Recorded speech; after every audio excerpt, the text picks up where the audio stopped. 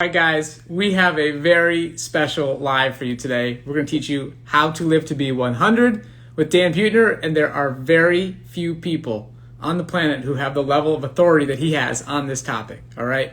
I mean, the amount of experience, firsthand experience that he has with the longest lived people on the planet is remarkable. So we're going to learn all about it today with Dan, and you can ask him questions. So let's have some fun. He's going to join us. Active in the comments. We will be reading them and answering your questions, but you're going to be graced with a living legend today. There he is. Dan, how are you? I'm more like a myth, actually. What it's a good joy. to see you. All right, here we are in Miami, and we were friends in California. Then all of a sudden, I think we're just meant to be in each other's universe. And I think so. I'm going to follow you to Minnesota. That's when it gets warm. I'm one of those snowboards who's weak. I come here when it's cold in Minnesota and go back when it's warm. But today, I'm thrilled to be talking with your family there, your tribe with mastering diabetes, because there's so much overlap. And I don't think people realize that they could live an extra 14 years by doing the right thing. We're life expectancy of about 80 here, but the maximum average life expectancy for people living in the first world, people listening right now, is about 94. And most of us aren't getting those years because we're just making small, dumb mistakes. And, along with talking about the overlap between longevity and diabetes, and I do want to talk about that. I just in general, I think I have some things to say to your audience about just easy hacks to add good years to life and quality years to life. So I'm all yours. I mean, that's one of the best things about your message is quality life. And that's really key. So why don't you get into it? Like, tell us, how do people get 14 more years? What are some of these hacks?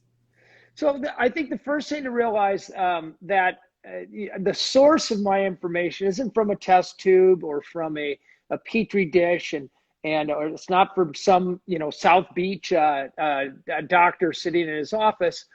For National Geographic, we hired a team of demographers to find the statistically longest lived areas, places where people are getting these 14 years, populations.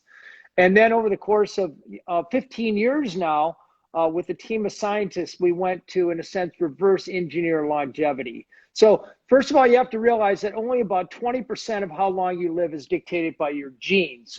So you could have been dealt your parents could have died young, but that doesn't mean you have to. 80% of it is in your control.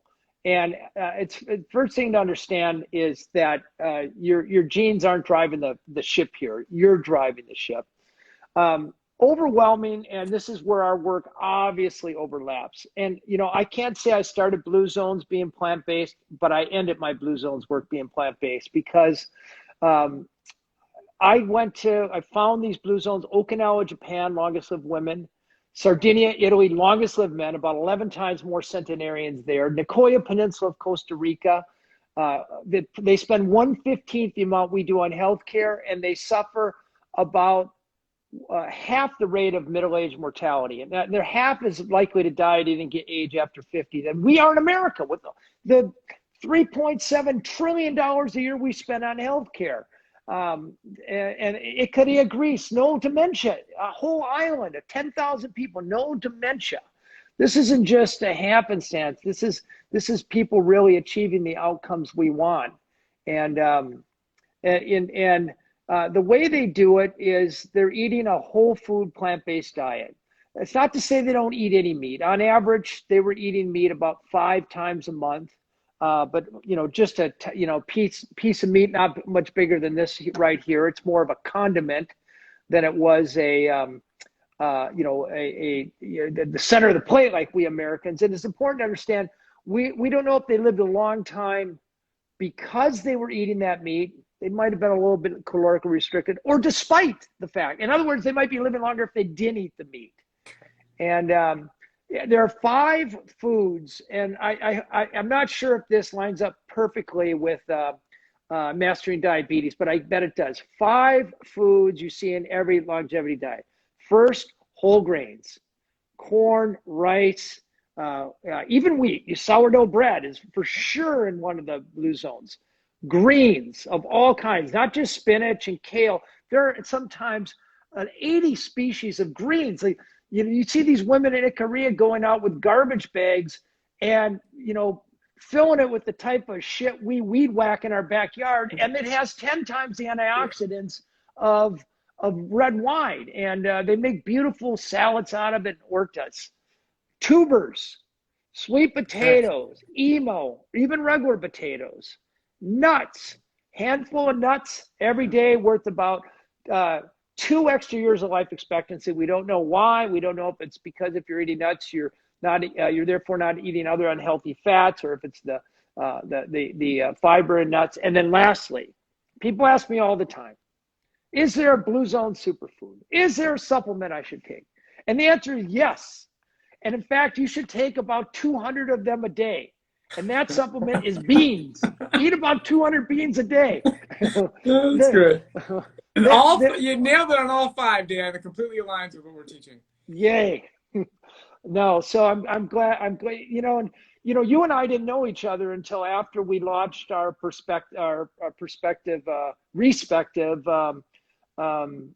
platforms. I mean, you were doing Mastering Diabetes. I think I met you at a party in Beverly Hills once, and I was doing Blue Zones, and from completely different path, we really converged on the same findings, and that's the kind of professional relationship that's beautiful. I mean, the science speaks for itself, Dan. So, it doesn't really matter which way you're looking at this, whether it's, you're trying to reduce your risk of heart disease, reduce your risk of cancer, fatty liver disease, you talked about dementia, high blood pressure, high cholesterol. Like, it all comes back to, what we're focused on here is maximizing insulin sensitivity. And those foods you just listed all will do that. And of course, the nuts and the seeds, we're just having people living with diabetes eat those in smaller quantities, but still encouraging them. Like, those are healthy foods. You just have to be, cognizant of how much you're consuming if you want to maximize your insulin sensitivity. So it's as simple as that. But can I actually turn this around for a second and ask you a question? I was thinking about it before I came on, and I really don't know the answer to this. I think people have thought that sugar is the big culprit when it comes to diabetes. But you educate me that eating meat is too. What's the story on that? Okay, so I'm glad you brought this up. And the key distinction is that processed sugar is certainly not good. Nobody's proclaiming that that's a good idea, eat processed sugar. But we have to understand there's a big distinction between processed sugar and eating things like fruit, okay? A whole fruit that includes the entire package, vitamins, minerals, antioxidants, fiber, okay? That whole package is going to have a much different metabolic effect, especially on your blood glucose, your overall health, than processed sugar. But with that said, we cover this in detail in our book. What's the name of your book? It's called Mastering Diabetes. I knew that. We're going to talk about your book today, too. I wish I had a copy with me. I'm here if I had a copy with me, I'd be holding it the whole time. But in this move, my library is somewhere else. This is all about us. There is research where people were fed nothing but processed sugar. Okay, literally processed sugar. They took out all the fat and they had some protein in there, some protein powder. You mix it all together. They tested, and they saw that people actually improved their insulin sensitivity when processed sugar was consumed in a low-fat environment, okay? That's just improving their insulin sensitivity, lowering their fasting blood glucose levels, which is great. We want that. But again, there's more to it than that. So we are obviously advocating for whole foods, for overall health. But this idea that sugar is the problem with diabetes is completely misguided. And Really? I understand where people are coming from. I get it, The problem with diabetes is you have high blood glucose readings. People, they eat a banana, they eat some beans, they eat some potatoes, just like you would advise. They go test their blood glucose, and they literally see a high number on their meter. They're like, how in the world can you tell me that potato didn't just cause my blood glucose to go up? How can you tell me that? And what they're missing is the underlying cause is what they ate prior that set themselves up to live in a state of insulin resistance. That's what's making them difficult to metabolize the glucose in whole foods. So once you get rid of those high-fat foods, particularly trans fat and saturated fat, once you eliminate those, then your insulin sensitivity begins to improve, and you can then tolerate these higher carbohydrate-rich foods. So, and there's also a distinction between eating, those saturated fats, trans fats, versus unsaturated fatty acids. So again, we talk about this in detail in our book, but when you replace saturated fatty acids with unsaturated fatty acids, things like avocados, nuts, and seeds, you're going to see better outcomes. So with your work in the blue zones, you saw a different range of percent of calories coming from fat. I think Okinawa was one of the lowest, 10%. And I've seen some of the people in Costa Rica maybe being looked around more like 30% in some cases. But low amounts of saturated fat in those diets. Is that correct? Very low, very low. You're right, especially Okinawa. Now, but we do see, now I know there's a big debate around olive oil. So, our friend John Mackey, who we were with, Whole Foods CEO a week ago, he's adamant against all fats and all oils. He and I have this debate all the time. Now, I'm going to ask you the question, but first I'm going to tell you, we know that especially among older people in Icaria, which is one of our blue zones, that the biggest predictor of lower mortality for people over 65 was the amount of olive oil consumption. So we're clearly seeing among older people in Icaria, olive oil was favoring longevity. Now, you've heard I'm sure the research that olive oil can cause inflammation of the artery, linings of the arteries, endothelial. But I'm wondering, where you fall on olive oil? Okay, let's talk about this. So first off, what's the title of your latest book, Dan? Blue Zone's Kitchen. Okay, Blue Zone's Kitchen. This is a gorgeous book. We did a podcast interview with Dan about that previously. You can go look it up on our podcast. I'm telling you guys, I cannot recommend this book enough. All right, they are just absolutely full of gorgeous photos, and literally though. But Dan, you traveled the world, and this is why I consider you such an expert and authority on this topic. Yes, there are other researchers and people you work with who are also an authority on how to live a longer life. But you personally, over so many years, have gone and met these people, really spent time on the ground to get to understand them. And that sort of in-person research, I just think is so valuable. And you took those recipes, their favorites from generations, and put it in one book. It's a masterpiece. So I can't recommend it enough, but you have recipes in there that include oil.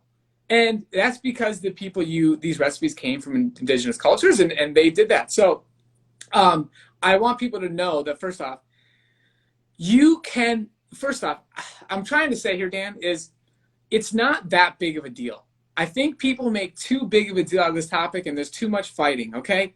If you want to include a little bit of oil and eat the recipes just as prescribed in the book, go right ahead. That is just one of the least concerns I think people should be having about their dietary choices. Now, if you're living with diabetes, all right, and you're struggling with insulin resistance, you will see a dramatic difference in your blood glucose control and your medication needs when you remove oil.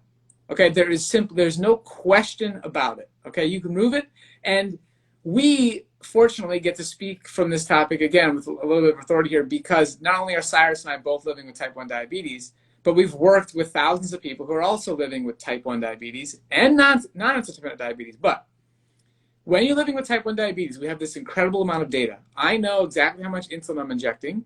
I count the carbohydrates that I'm consuming, and I have CGM data, or people are just testing their blood glucose. Those three pieces of data give us very clear information about what foods and lifestyle choices make us more insulin sensitive versus less insulin sensitive. Whereas people like you and other people, the general population, you only can figure out how many grams of carbohydrate you're consuming, and you could test your blood glucose if you want to, but you don't know how much extra insulin your pancreas is needing to secrete based on any given meal that you're consuming. So that's where that general life experience data is missing for a lot of people. With that said, what we do here is we give people the goal, the blueprint, the protocol for maximum insulin sensitivity. Okay, and how people use that information, it's up to them. Okay, and so we're not the food police. If you want to incorporate a little bit of oil and you do everything else, you follow all the recipes in Dan's book, you're going to be in great shape. Like, you're likely going to reverse type 2 diabetes. You're going to reverse your prediabetes. I mean, you're going to lose weight. I have no question about that. So it's like a little thing that, again, like, I'm happy to answer the question. We're happy to be very clear and give people clear guidance on what is the best thing to do. But it's not something to get lost in or argue about. And I'm not going to get mad at anybody. I'm not going to get any fights about oil. Like, it's all good. So people have got to do what works best for them. But I will definitely stand by the fact that no oil leads to maximum insulin sensitivity. Well put. And those of us who don't have diabetes, it may not be as important to those of us that do. By Exactly. the way, I just want to, as I'm watching people scroll their comments here, which is fun. I've never done this before. And I thank everybody who's sending these nice compliments about Blue Zone Kitchen and my work and your work. I even see Plant Strong on here, where I know he's come out with a new book. Another part of the plant-based mafia. That's right. Our buddy from Plant Strong. So the Blue Zone Kitchen, the idea of it was, if you want to really know what a 100-year-old ate to live to be 100, you find out what they were eating when they were a baby and when they were a teenager and a newlywed and middle age. You can't just ask a 100-year-old, what have you been eating? Because they don't remember. If I asked you, and we'll try it right now, do you remember what you ate a week ago Tuesday for lunch? I can guess, Dan. I guarantee it was probably fruit. Sapote. Yeah, but most people can't. And then my point is, 100-year-olds don't really remember back. So what we did for the book is we aggregated, and I worked with Walter Willett at Harvard, 155 dietary surveys done in all 5 blue zones over the past 80 years. So we were getting studies from the 20s and the 40s and the 60s and recently, and we did a meta-analysis. So we knew beyond a shadow of a doubt what people were eating. But then the way National Geographic reports science is, you don't just blurt out the science because people get bored. You metabolize the science in stories. So we went and we found these 80, 90, 100-year-old chefs, not chefs, but they're just cooks, and they're almost always women. By the way, women are the keeper of the food tradition in every culture. And then we garnered an invitation into their homes, and I would sit on a stool like I'm sitting on right now and watch them cook. So these weren't copied out of somebody else's cookbook. These were witnessed firsthand. So it's really an anthropology. And it was a way of bringing this meta-analysis to life. And then photographer David McLean, one of National Geographic's best photographers, he shot the setting and the chef and the ingredients and the final plate.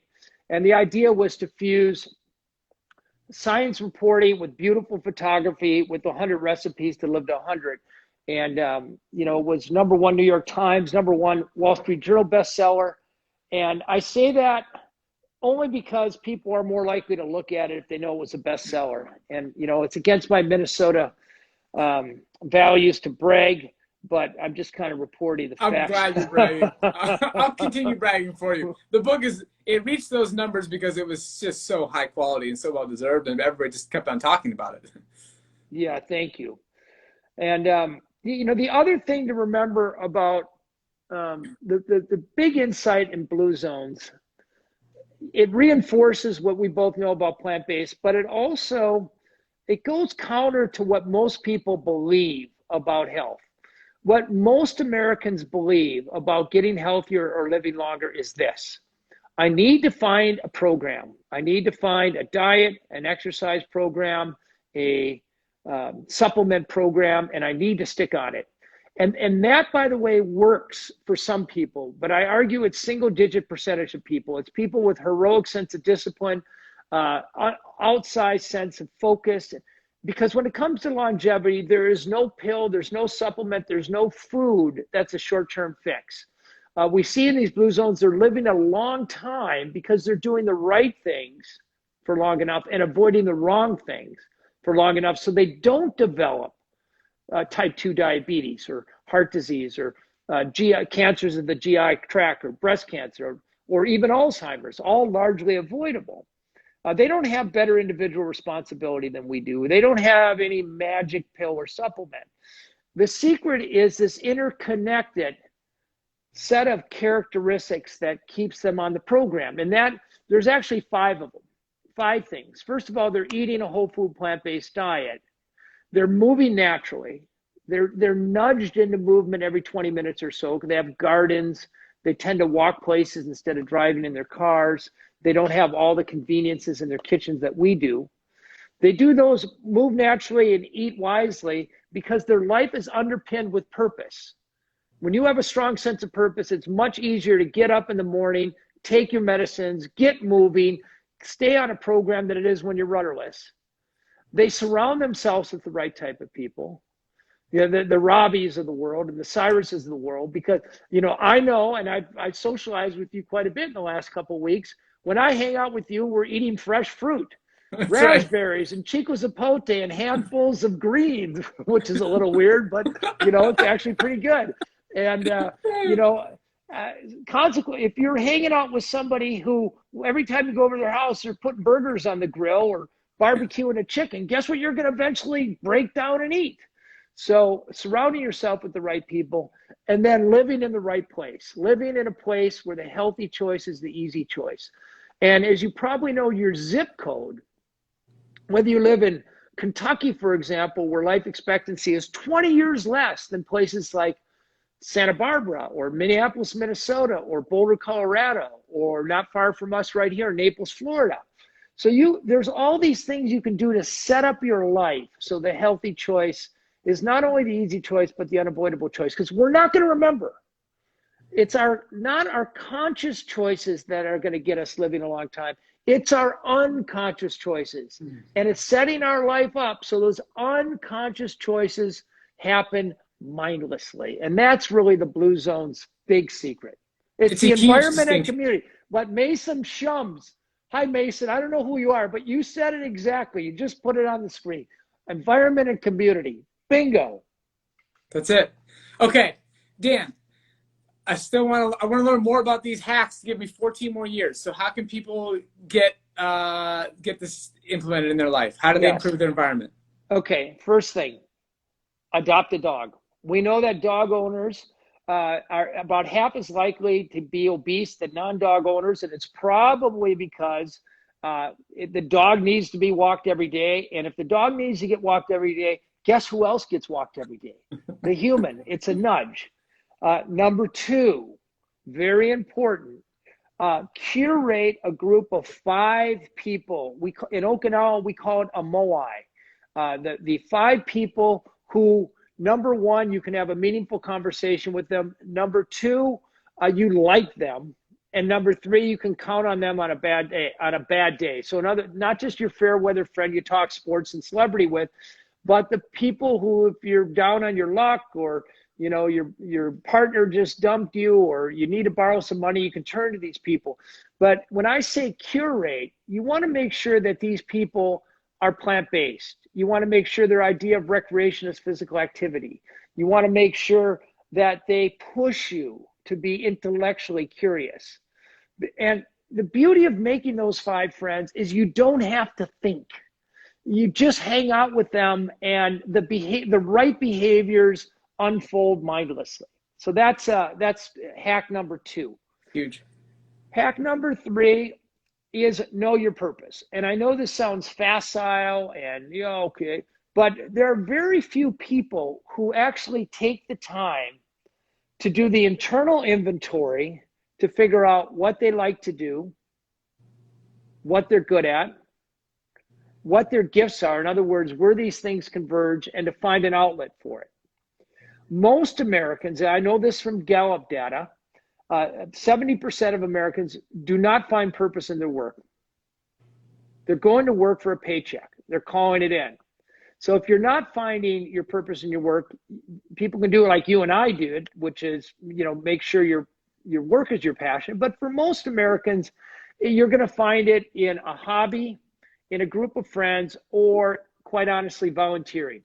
Volunteering, statistically speaking, is one of the best things you can do to lower your chances of heart disease, your chance of diabetes, and to stack the deck in favor of happiness. And, I wrote this whole book called The Blue Zones of Happiness, a cover story for National Geographic magazine, and found beyond a shadow of a doubt, no matter where you go in the world, people who volunteer are healthier and they're happier. And here's where it becomes very blue zone. Altruism stimulates the same neurotransmitters as sugar and crack cocaine. So you get a little taste of that altruism and you want to come back. That's what keeps it as a long-term hack. And remember, when it comes to longevity, if it's not for the long run, don't even waste your time. So there's a few more. There's 3 right off the top. Dan, that's brilliant. I mean, I'm telling you, guys, I cannot recommend the book enough, Blue Zone's Kitchen, but also follow Dan on Instagram, all right? He's got some good content coming out, so make sure to follow him. Dan, I really appreciate it. By the way, it's at DanBuettner, not at Blue Zones anymore. Yeah. And, I'm trying actually, and I'm trying really hard to make, people ask me all the time, if I can help them write a book. I really believe actually that stories are being told on Instagram right now. This is where the world is coming. And, I fought it for years and now I just realized. So I'm making sure that my Instagram is a place where the emerging science on longevity, the best photography, and the best hacks for living longer come out there rather than the next book. So thank you for the proposal. And Dan, the great thing about following you, so it's at DanBuettner, okay? And you just tap his name, guys, okay? Just tap his name here. But the great thing about following on Instagram and all this information is that they don't have to wait for the book to go through the publishing process and get out there, many months later. It's going to happen instantly. They're with you every day. I'll tell it to you guys first, but don't tell my publisher.